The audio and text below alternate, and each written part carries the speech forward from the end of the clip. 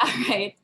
So, is it okay if I'll just start from the top? Medyo mag-extend lang tayo konti, hindi ko na-record. All right. So again, so we will be talking about, we will be talking about client prospecting. But una, I want to talk about marketing ecosystem muna. Okay? So again, marketing ecosystem is about understanding the whole picture of the customer's journey. All right? Mula sa una nyo siyang nakuha hanggang una niyang nabasa yung first content, that's the journey of your customers. So this is a simple demonstration ng marketing ecosystem ng Work at Home Geek. So from my profile, I invite people to my group. So sa mga may gino-grow na page, minsan dito lang tayo, no? From our profile, we are sharing our page, and then from our page, we are sharing our profile, yan. But if you really want to, grow your community, and if you want to serve your audience on a higher level, you want to have continuous communication with them, conversation with them, and giving, and you have those platforms and avenue where you can talk to them. So I talk to my audience via my page. I do Facebook Live. It is very important. Sabi, lagi nagtatanong, basta mag-post ka everyday. Ang algorithm ng Facebook is you have to be consistent. Minimum, in my experience, ang minimum ko na nagwo-work sa akin is once a week. Kasi may work ako eh. So if you are doing this once a week on a consistent basis, Facebook will reward you. Pero pag nawala ka ng 2 weeks or 2 months, bumababa na yung ranking mo nun. So minimum, kayo, kung kaya nyo mag 3 times a week, pwede. Pero kung once a week, make sure that it's very valuable. Kailangan, it's not about the quantity, it's about the quality. Sabi nila, content is king, di ba? But content, the king is not complete without the queen. Engagement is the queen. Alright? So, make sure na yung pinopost nyo dyan, may engagement. And so from my page, I tell people that we have open university and that they can talk via Messenger. From Messenger, they can also talk via Facebook group, and also from page, they also tell them Facebook group, and then from Messenger, I tell them that there is this Open University. So Open University, they can grab the SMM handbook and talk to the chatbot. Same here. So ecosystem, di ba nung science natin, ecosystem is giving us parang it's a living place. Parang merong continuous interaction. All right? So that's the purpose. Sa mga may client na, do you understand the ecosystem of your client? Can you type in sa comment yes or not yet? Because if not yet, you have to map what the ecosystem looks like. All right? Ngayon, let's discuss the ecosystem of ADS. So we will have, these are what we call the traffic sources. Okay? Pag sinabing traffic sources, dito mag-uumpisa yung traffic ng leads natin. Alright? So from LinkedIn Navigator, demonstrate ko siya mamaya. And then Facebook, nakikipag-network kami sa mga entrepreneurs. And then also Instagram.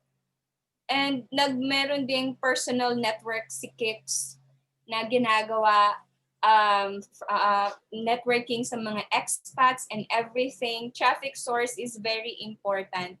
Kapag ikaw ay freelancer, you need to have your own traffic source.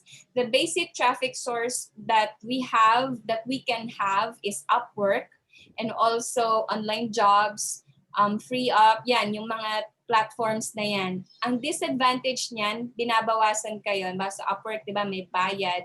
Sa Fiverr, may bayad. Pero what's good about doing this is you get direct clients. Of course, walang bawas pero mas madami yung proseso. That's why most of the nagsa-start pa lang dun sa mga platforms. So from these traffic sources, we will start the indoctrination. So the indoctrination process is about getting their email address. Sa digital marketing, email address is a very important asset. Okay? Hindi natin asset ang mga Facebook pages. Yes, for vanity, ang ganda niyan tignan, makikita yung success. However, it's like we are renting that space lang. Paano pag nalugi na yung Facebook? Kagaya ng Friendster noon, di ba? Nawala na yung Friendster. Nag-gather pa tayo ng maraming testimonial noon, di ba? Pa-testy naman sa mga Friendsters natin, di ba? Pero nawala din sila. That's the same as with Facebook. I'm not saying that Facebook will go away in the near future, but it will happen or it can happen. So, in digital marketing, your platforms are not your assets alone. Kapag yung Facebook page mo or yung Instagram mo or YouTube mo, hindi mo kinukuhaan ng asset, hindi ka nagbi-build ng asset, which is the email address. Email address is sa'yo yan eh. You can connect, you can communicate with them, you can contact them. Other assets are also phone numbers, o kaya naman chatbot, pwede din yon.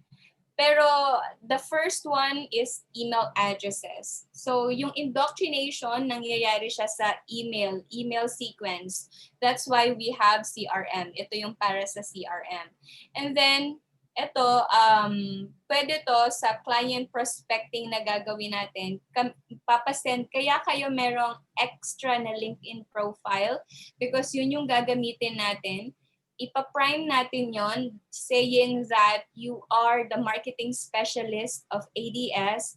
You will be sending invites, you will be talking to people.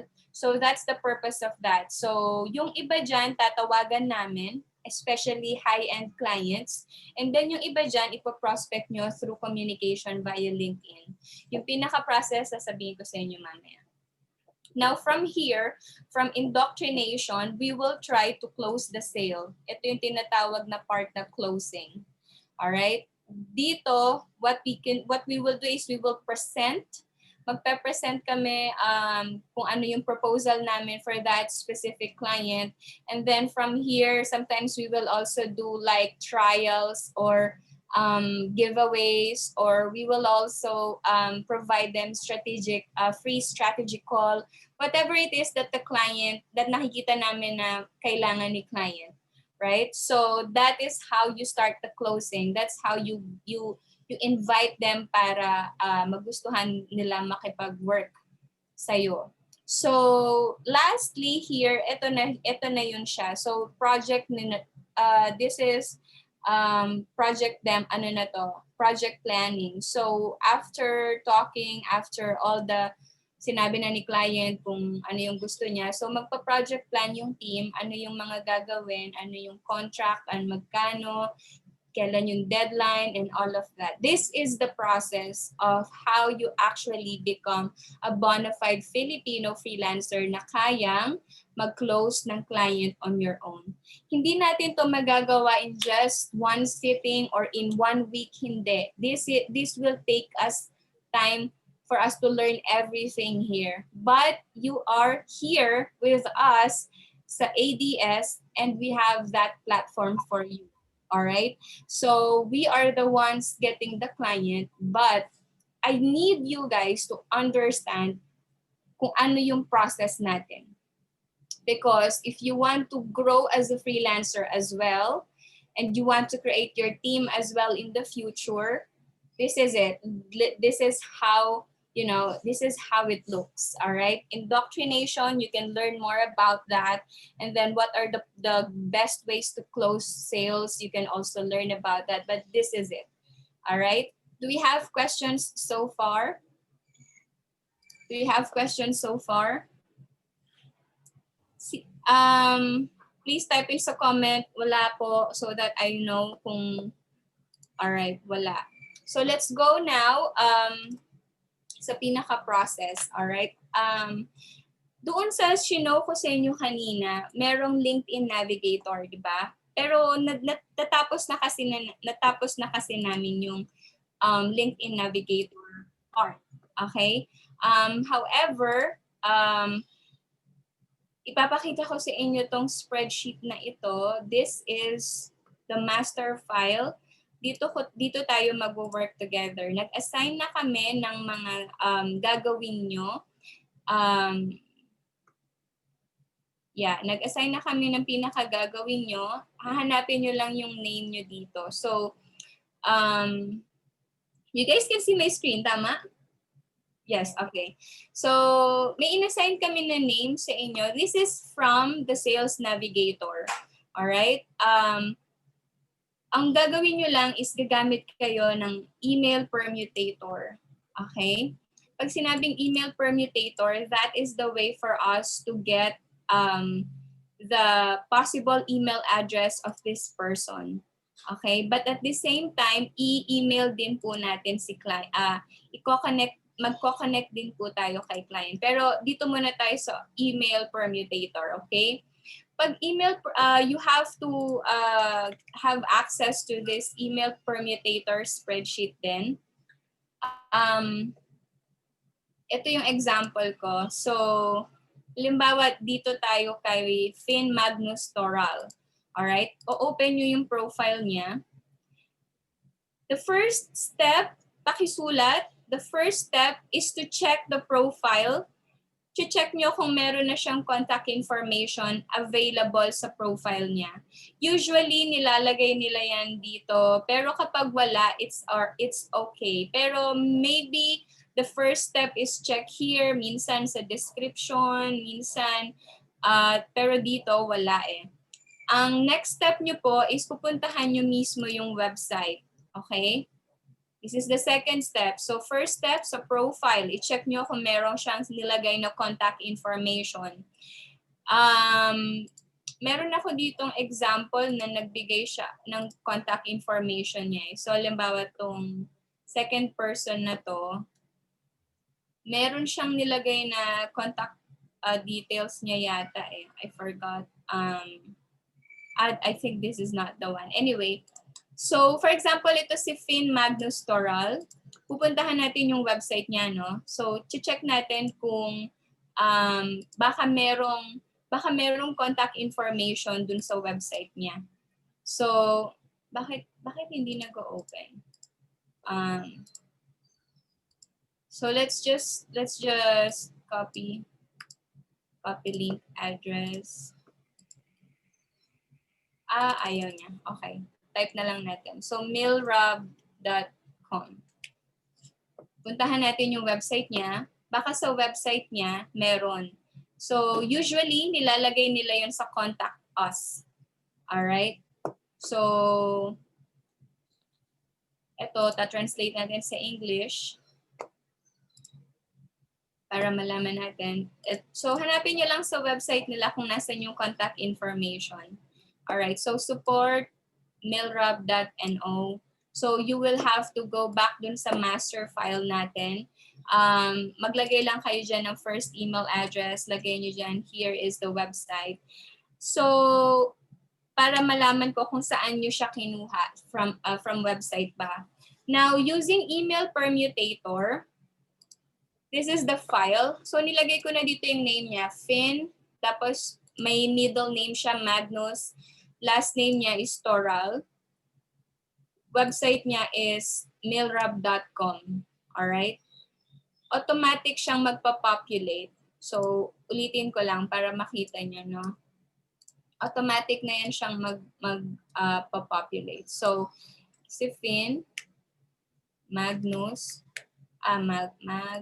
Magnus, Toral, and mailrob.com. Okay? So, what you need to do is you have to grab this. Alright? And then, mag-open lang kayo ng new tab. So, let me just stop sharing here. I'll pull up a new page, a Gmail account here. So, puntahan nyo lang yung mga Gmail accounts nyo. Alright, this is actually one of the ways paano kayo mag-find ng email address ng person. So from here, ipipaste nyo yung kinopy nyo doon sa email permutator, and just check the person. Click nyo lang yan. Ayan. Pag may nakita kayong picture, like this one, nag-generate yung picture niya, it means that this is an active email address. Alright? And also this one. Minsan, several email address sila. Minsan, sobrang kahit alin dyan, walang nag-appear na picture, and that's okay. Alright? All you need to do is just go back doon ulit sa email permutator natin. Okay? So, just go back here, copy nyo lang yan. Ito, copy nyo lang yan. And then, ilagay nyo lang siya sa isang spreadsheet. You can actually create your own spreadsheet here. Huwag nyo na itong i-update, okay? Kasi kami na bahala mag-update niyan. You just, halimbawa kay Prince. So, si Prince, ika-copy niya na itong sa kanya hanggang dito. Right? And then, just create your own spreadsheet. Okay, create lang kayo ng bagong spreadsheet kung saan nyo ilalagay yung mga master file ninyo. So, i-paste nyo lang. Para hindi kayo nalilito. Kumbaga, wala nang ibang tao sa spreadsheet na to, ikaw lang. Alright, so kunin natin yung email address na nakuha natin kanina. Wala. Baka may nagbura na. So yun, ito yung kapag nagko-collaborate kasi tayo sa file. So minsan iniiba ng mga tao. So just go ahead and create your own file. And then asan na ba email permutator? Yan. So copy nyo lang yan. Alright. Dito kasi, you can also make your own copy of the email permutator. Just click make a copy here. Alright. Tapos, pagka nag-make copy na kayo, lang kayo dito from here. Kasi pag ito kinopy nyo, tapos pinaste nyo siya, let's say dito, sabihin natin, this is for Magnus Toral. Diba? Pag nilagay nyo yung email address na yan, walang laman. Because permutator yon, wala yun siyang laman. So, pagbabalikan natin yun, kailangan, ito pala. So, kailangan, ito, ika-copy, dito, ipipaste as values only. Okay? Values only para yung mismong email address. Alright? So, anong magiging itsura ng isa-submit nyo sa amin na final one? So, these are the names, di ba? So, gagawa kayo dyan, kapag nakita nyo dun sa website, may email address na, so ilagay nyo dyan, yung kanina, support at mailrab.com. So, lalagay nyo dyan sa, this is for website, okay? Tapos, kung may nakita kayo doon, halimbawa, nakita natin, contact us. Kunwari lang contact us at mailrab.com. Kunwari nakita natin to sa LinkedIn. Okay, sa LinkedIn yan. So, ibig sabihin, these are mga totoong email address na nila. Okay, and then you have to create another tab here from the email permutator. So, copy lang natin to para di kayo malito. Okay.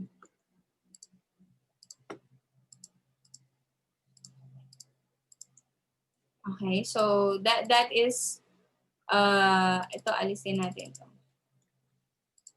Ito from email permutator, no? Okay. So from email permutator, kahit dito, sabihin natin may nag-appear, yung dun kanina, ang nag-appear na email address is yung fin@mailrab. Okay? Ibig sabihin, yan, nakita ko po yan sa email permutator. So, yan yun. Alright? That's the right format. Pero kapag kahit ano, wala talaga, parang hindi available talaga yung email address ni client, wala dun sa website, wala dun sa LinkedIn, tapos wala ding nag-appear na picture dun sa email permutator, the best effort that you can help us is babalikan nyo tong email permutator. Okay? Tapos, i-copy nyo yon. Ito, copy nyo yan. Then, babalik kayo doon sa inyong spreadsheet, tapos ilagay nyo lang siya dyan, possible email addresses for Finn Magnus Toral. So, yeah, that's the best help that you can give us. Tapos, itong mga email addresses na to, i-run namin doon sa email verifier tool na meron kami. So, isang run na lang. Kumbaga, pwede ka kasi doon mag-verify ng email address like madamihan na. So, i-run lang namin kung alin dito yon. Kasi sabi mo, chinek ko, wala sa LinkedIn, wala sa website, wala din sa email permutator, then this is the last resort that we can check. Okay? So, your goal for the next 1 hour and 30 minutes is to create or is to finish this 15 people. Get their email address. That's the first task for today. And I need everyone to let me know kung aling part yung hindi nyo naintindihan para ma-discuss namin. Okay? So, I will also require everyone to download the application called Toggle, T-O-G-G-L. I-download nyo po siya just so we know that you've already started. And, you know, malalaman din namin kung sino talaga yung nag-extend, trying to finish stuff, or sino yung mabilis, nakatapos agad. You will send us the screenshot of your toggle after your work. All right? Normally, freelancers are not really, you know, hindi talaga tinatrack yung time nila. Pero virtual assistants, minsan tinatrack pa sila. This is for us to determine kung ano yung productivity, gaano kayo kabilis natapos. Alright? And then we can also monitor the time. Alright? In the future, di ba, ayaw na natin yan kasi we are not just doing tasks. We are delivering output na sa kanila. For example, yung mga graphic designer, hindi na sila oorasan kung gaano sila katagal gumawa. As long as na-deliver nila yung number of work, ganun na sila. Pero just for this stage of our internship, we want you to practice being sensitive, being conscious about your progress, kung gaano ka kabilis. Shucks, nag 10 minutes na, wala pa akong natapos na isa. This is for us to gauge our progress talaga, kung mabilis tayo matuto or hindi. Questions? Questions? Wala po? Wala po ba? Pakitype po sa comment natin. Wala? Alright. Okay, wala. Excited? Or medyo natakot? Alright. So right now, I'll share with you the master file. Alright. I-copy nyo na to, ha? Huwag nyong i-edit to, ha? Are you going to send this to Excel? Yes po. So ito na siya. Sending this to here. At tapos isasend ko din siya dun sa ating GC. Okay? Master file. Question po. Yes? Yung toggle, i-email lang ba namin or is there any form na doon namin isasubmit yung screenshot?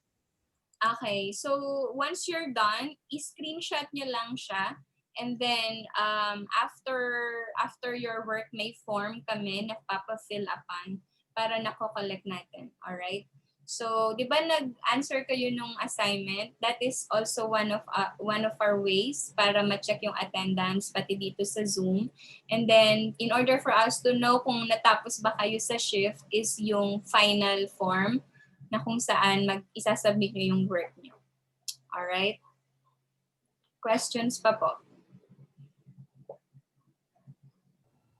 Wala na? Alright. So, the email permutator link is here naman. You just need to make a copy of this. Okay? do not forget to make a copy para hindi kayo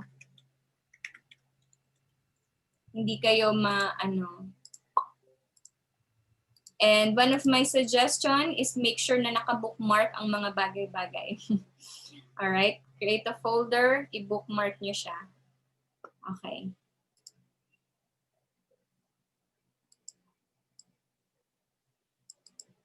Kung hindi nyo po nasundan, Miss Susan, ano na lang po, i-upload namin yung link nung recorded so you can go back to it.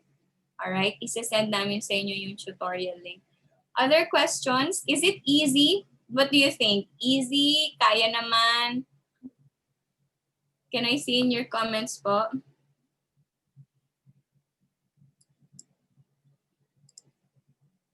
Alright. Kaya naman siguro. Alright. So first few lang siguro mag-a-adjust. Alright. Kaya naman. Yes, kaya nyo yan. So go ahead and start working on this. Alright. I'll stop recording na. And then